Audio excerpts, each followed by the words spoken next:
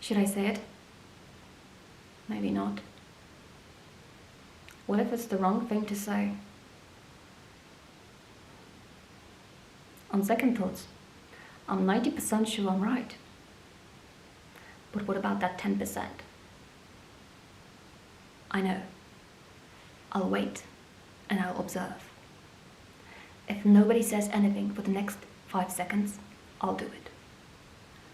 5, 4, 3, 2. Too late. Many years ago, this is how I lost my chance to win a CD. It was at a concert. In order to win a quiz, you just had to raise your hand and answer a very simple question. And that's the problem.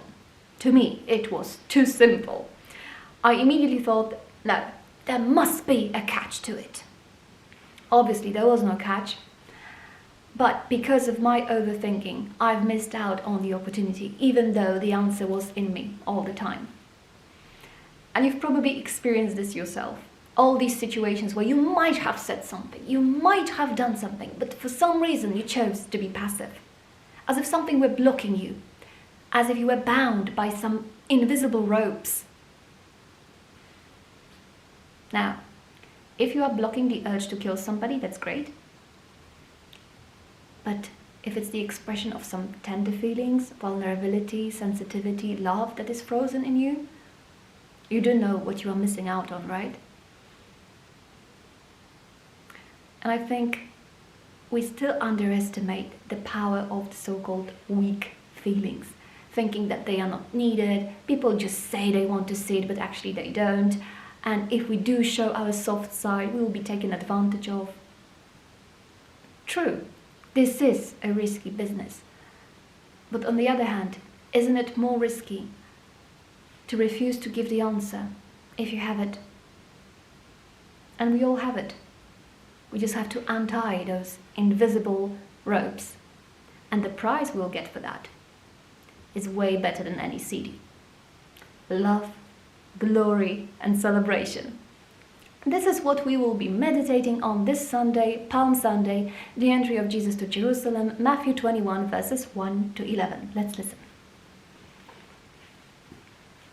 As they approached Jerusalem and came to Bethphage on the Mount of Olives, Jesus sent 2 disciples, saying to them, "Go to the village ahead of you, and at once you will find a donkey tied there, with her colt by her.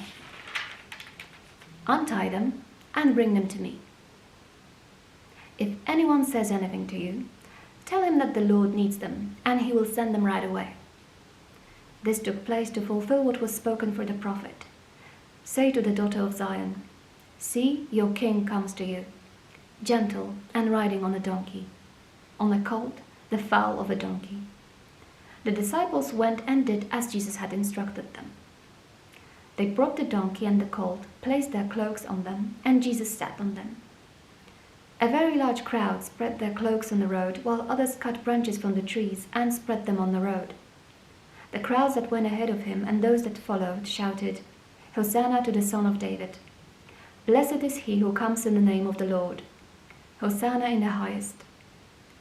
When Jesus entered Jerusalem, the whole city was stirred and asked, "Who is this?" The crowds answered, "This is Jesus, the prophet from Nazareth in Galilee."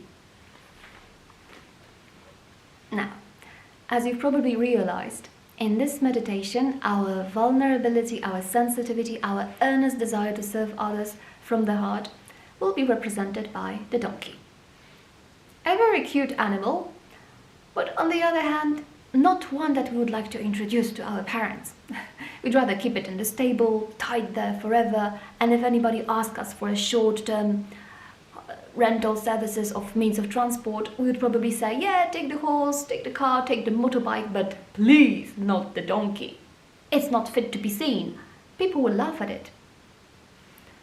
But in this scene, nobody's laughing. Because it is this small, plain, weak donkey that is carrying God. Those things that you think are weak in you, those things that you don't want to show to others because of fear, those are precisely the things that are carrying God to others. Those are the things that carry love, forgiveness, compassion, understanding. So this Sunday, we will let all the donkeys out, we will untie those invisible ropes, and then we will enjoy the celebration that follows. So see you all tomorrow at 10 p.m. Central European Time. Bye bye.